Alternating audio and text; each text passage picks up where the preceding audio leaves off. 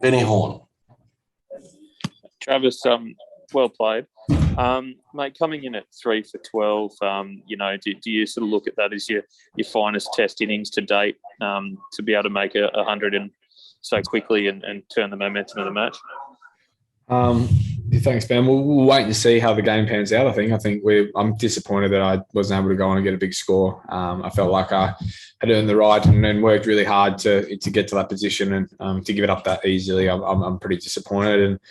And look, in terms of where my innings sits, I guess we'll wait and see. We've got to wait for England, but hopefully put them under high pressure, and it turns into a match. I guess that first innings puts us in a position to win a game of cricket for Australia, and then sit back and reflect on that. Andrew Ramsey.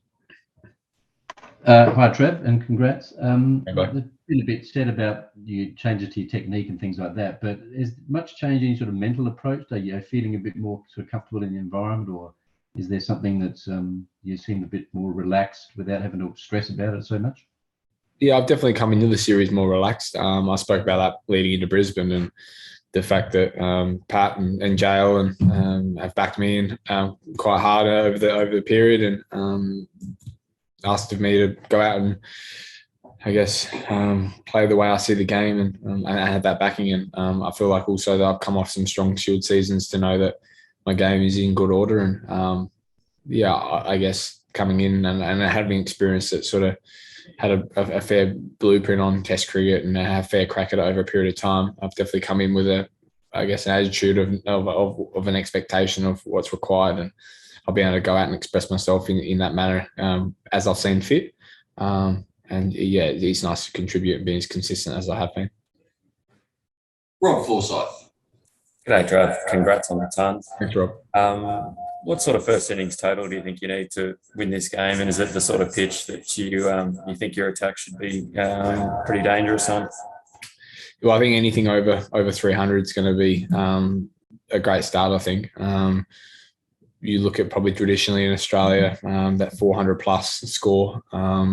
This wicket is probably more suited, and the conditions, pink ball, we probably look at it more like he's probably more bowl friendly. And in the UK, when we played in 19, it was all about 300 and getting to 300 and past 300. And we know if we get enough runs, we've got a high quality bowling attack. So anything over 300 and batting as long as we possibly can tomorrow is going to be key.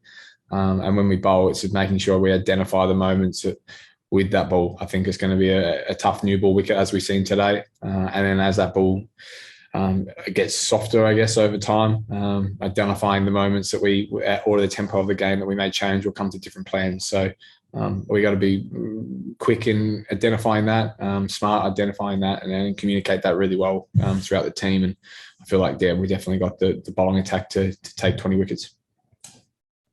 Looks like the last one here, given it's this late at night. Alex Malcolm.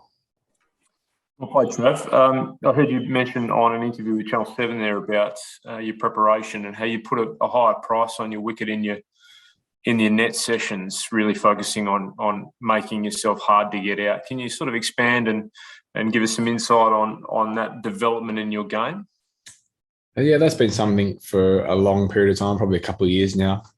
Having chats with with Jael and Tim Nielsen at home at the Saka, and there has been a tendency over my career that I haven't had the best of nets or hasn't been the best net batter, and I think I determined that to probably not being able to. I guess in the past I've been high on my technique and I'm a high thinker of what I'm doing at training. I do a lot of drill work, a lot of ball machine work, a lot of top hand, strong right side stuff and moving in good positions. And I feel like I probably wasn't taking the time to do my technique stuff and then also batting nets the way I probably should bat in training. I was sort of sort of mashing the two together, and then you're trying to work on technique when you're trying to face Starkey and Hoff and whatnot in the nets. You're never going to get the desired results. And I had to really, transition my technical side of things to training and against the bowlers, making sure that I was game ready.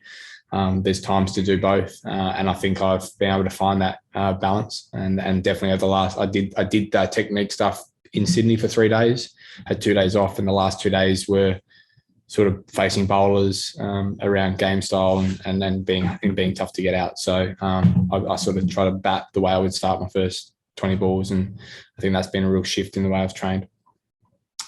Thanks, guys. We might leave it there tonight, and we'll catch up with everyone tomorrow. Thank you.